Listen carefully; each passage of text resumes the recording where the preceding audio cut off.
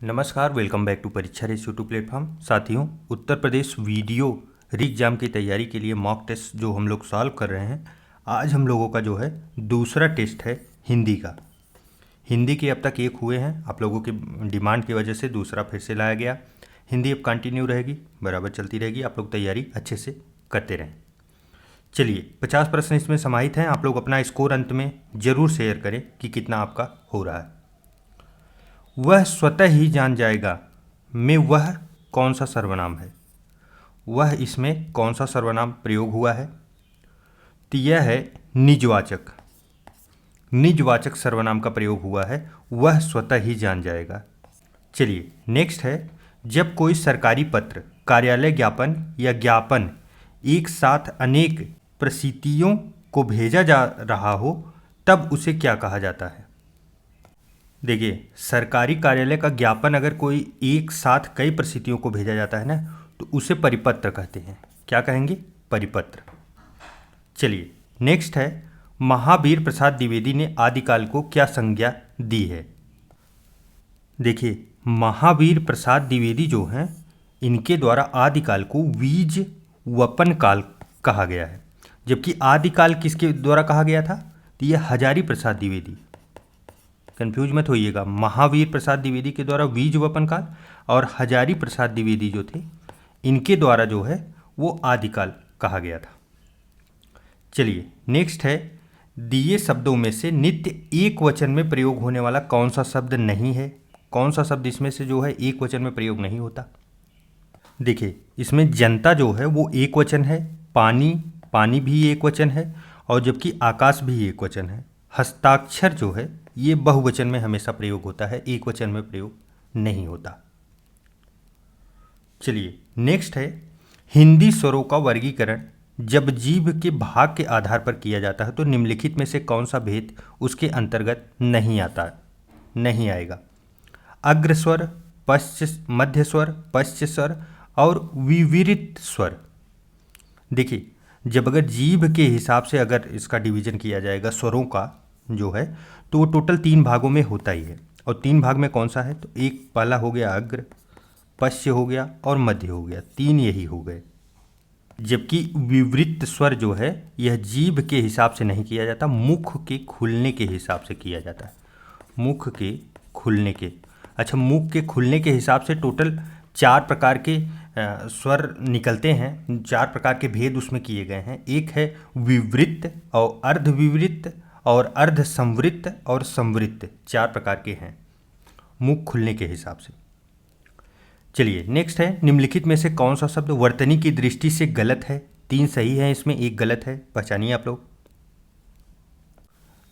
देखिए, 5वां सही है, बांस, बांस भी सही लिखा गया है, गांधी, गांधी भी सही लिखा गया है, जबकि आँख जो है आँख गलत लिखा गया है।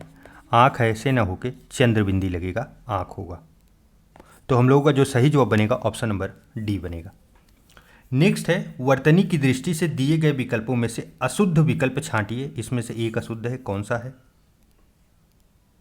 वर्तनी आप लोग जरूर से जरूर पढ़ लीजिए। वर्तनी पढ़ने का सबसे सिंपल आपको तरीका बताऊं, आप लोग टेस्ट में ध्यान दीजिए और उसके बाद में जो जो शब्द प्रीवियस ईयर में आए हैं ना, बार बार उन्हें आप रिवाइज कीजिए, वहीं से प्रश्न बनने के चांस होते हैं।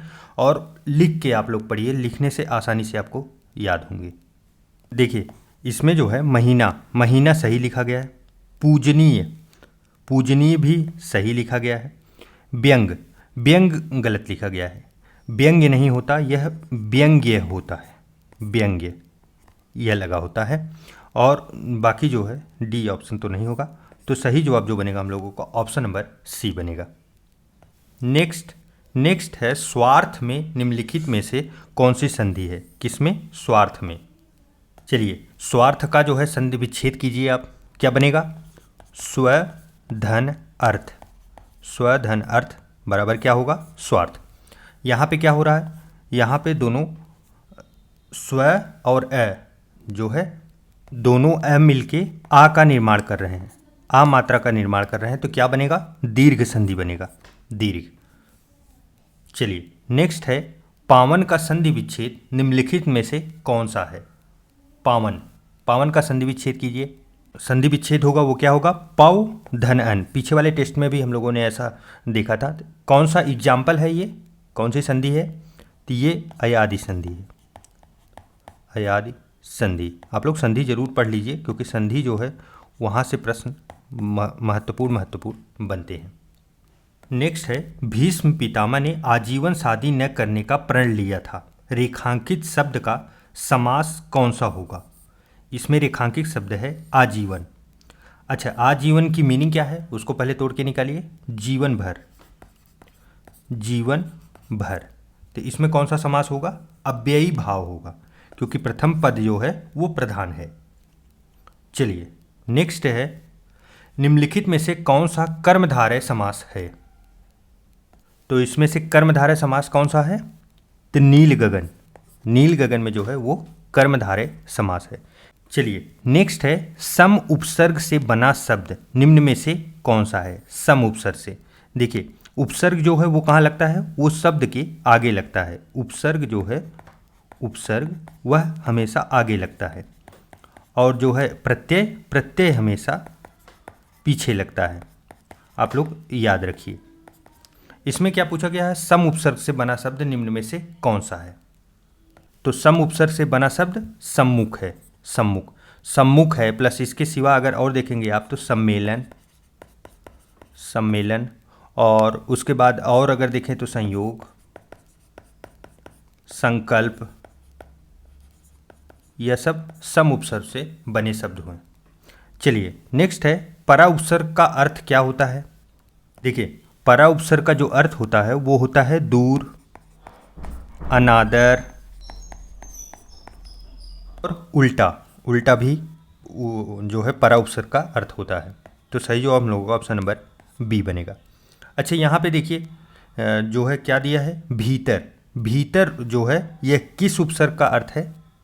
तो अगर कहीं आप देखें अंतर, अंतर उपसर्ग अगर कहीं लगा है, अंतर, तो उसका अर्थ होगा भीतर। जबकि बही, बही अगर उपसर्ग लगा है कहीं तो उसका अर्थ होता है बाहर। चलिए नेक्स्ट है, कदंत शब्द कृत प्रत्यय का उदाहरण है। कदंत, देखिए इसका जो उदाहरण है वो होगा खिलाड़ी। खेल से बना है खिलाड़ी, खेल क्रिया है उसी से बना खिलाड़ी। नेक्स्ट है, निम्नलिखित में से आँख का तत्सम रूप कौन सा होगा। आँख, तो आँख का तत्सम रूप क्या होगा। आँख जो है ये तद्भव शब्द है, इसका तत्सम रूप जो संस्कृत से आया है तो ये अच्छी है। अच्छी मीन्स जो है आँख होता है। यहाँ देखिए ईदृश से लिखा है ऑप्शन नंबर ए में, इसका अर्थ क्या होता है, ऐसा। इसका जो तद्भव बनेगा वो ऐसा बनेगा, ऐसा। दंट्रिका का जो तद्भव होगा वो होगा दाढ़ी, दाढ़ी। और दर्श, दरस, इसको दरस बोलते हैं तद्भव में। चलिए नेक्स्ट है, विसर्ग का प्रयोग किन शब्दों में नहीं होता। तो विसर्ग का प्रयोग किन शब्दों में नहीं होता, तो तद्भव शब्द जो होते हैं उनमें विसर्ग का प्रयोग नहीं होता। नेक्स्ट है, चौथा का तत्सम शब्द क्या है। चौथा का जो तत्सम शब्द क्या है, तो वो है चतुर्थ, चतुर्थ। अच्छा चतुष्पद, इसका मतलब क्या हुआ, तो इसका मतलब हुआ चौपाया, चौपाया। और चतुष्कांठ, चतुष्कांठ इसका अर्थ हुआ चौखट, चौखट। और उसके बाद चतुष्क जो है चौक, चौक को बोलते हैं चतुष्क, ध्यान रखिएगा आप लोग। चलिए नेक्स्ट है, निम्नलिखित में से धूम्र का तद्भव शब्द क्या होगा। धूम्र, ध्रुम का जो तद्भव शब्द होगा वो होगा धुआं, धुआं। अच्छा यहाँ दिया है जुआ, जुआ को तत्सम में क्या बोलते हैं, तो द्युत बोलते हैं। द्युत मीन्स होता है जुआ। और भौरा जो है आप लोग कई बार पढ़े होंगे, भ्रमर, भ्रमर। और मक्खी को मच्छिका, मच्छिका। चलिए नेक्स्ट है, व्युत्पत्ति के आधार पर शब्द के कितने भेद होते हैं। तो व्युत्पत्ति के आधार पर शब्द के कितने भेद होते हैं, तो टोटल 3 भेद होते हैं। कौन कौन से हैं, तो एक है रूढ़, यौगिक, योग रूढ़,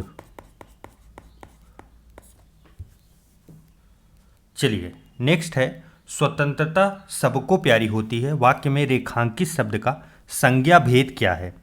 स्वतंत्रता का संज्ञा भेद क्या है, क्या होगा पूछा जा रहा है। देखिए स्वतंत्र जो होता है, स्वतंत्र, इसमें प्रत्यय जोड़ा गया है ता प्रत्यय जोड़ के स्वतंत्रता बनाया गया है। यह क्या है, तो यह भाववाचक संज्ञा है। चलिए नेक्स्ट है पुरुषवाचक सर्वनाम चुनिए, आप अंदर आकर बैठिए। देखिए पुरुषवाचक जो सर्वनाम होते हैं वो पुरुष हो या स्त्री हो, इनके नाम के बदले आते हैं। जैसे आप इसमें जो है यह पुरुषवाचक सर्वनाम है। चलिए नेक्स्ट है क्रिया चुनिए, मेरी बहन सविता हिंदी भाषा सीखती है। इसमें क्रिया क्या हो रही है, सीखना जो है, कोई कार्य हो रहा है तो वह सीख रही है, सीखती है, यही क्रिया हो रही है। नेक्स्ट है आहा, आप आ गए, वाक्य में आहा शब्द क्या है। तो इसमें आहा जो लगा है यह क्या है, तो यह अव्यय है। कौन सा अव्यय है, तो विस्मयादि बोध जो है अव्यय प्रयोग हुआ है इसमें। नेक्स्ट है सीता सखियों सहित पुष्प वाटिका गई, वाक्य में रेखांकित अव्यय प्रयोग निम्नलिखित में से किस भेद का उदाहरण है। यहाँ पूछा गया है सखियों सहित जो शब्द प्रयोग हुआ है इसका जो है अव्यय प्रयोग निम्नलिखित में से किस भेद का उदाहरण है। तो यह है संबंध बोधक, क्योंकि ये जोड़ने का कार्य कर रहा है, सीता सखियों सहित। चलिए नेक्स्ट है कौन सा शब्द अनीक का पर्यायवाची है। अनीक, तो अनीक का अर्थ क्या होता है, अनीक का अर्थ होता है सेना। इसके और अन्य भी पर्यायवाची हैं, कटक हुआ, अनि हुआ, तो आप लोग याद रखिए। नेक्स्ट है कामदेव का पर्यायवाची शब्द कौन सा है। कामदेव कई बार परीक्षाओं में पूछे गए, महत्वपूर्ण है। तो इसमें से कामदेव का जो पर्यायवाची है वो क्या है, मनोज। सरोज किसे बोलते हैं, कमल को। और उरोज जो है यह स्तन का पर्यायवाची होता है। चलिए नेक्स्ट है अग्रज का विलोम शब्द क्या होगा। अग्रज का अर्थ क्या होता है, अग्रज मतलब बड़े, और विलोम होगा अनुज मतलब छोटे। चलिए नेक्स्ट है दीर्घायु का विलोम क्या होगा। दीर्घायु का विलोम अल्पायु होगा, अल्पायु। चिरायु क्या है, दीर्घायु का पर्यायवाची है। तो और यहाँ पे देखिए आप नश्वर का विलोम क्या होगा, तो इसका होगा अनश्वर। और क्षणिक का होता है शाश्वत। चलिए नेक्स्ट है इस वर्ष हिंदी साहित्य की कुछ अवरुद्ध रही, रिक्त स्थान भरने के लिए उपयुक्त शब्द चुने। क्या अवरुद्ध रही, प्रगति। इस वर्ष हिंदी साहित्य की प्रगति जो है वह कुछ अवरुद्ध रही। नेक्स्ट है गांधी जी का राम राज्य का स्वप्न आज तक नहीं हुआ। इस स्पेस में क्या आएगा, साकार नहीं हुआ। नेक्स्ट है जिसका उपचार न हो सके के लिए एक शब्द कौन सा है। जिसका उपचार न हो सके तो उसे क्या कहते हैं, असाध्य कहा जाएगा जिसका उपचार न हो सके। जिसके पास कोई साधन न हो उसे असाधनीय कहा जाता है। जिसके पास कोई साधन ना हो और जो परिश्रम से हो उसे श्रम साध्य कहते हैं, परिश्रम से होने वाला।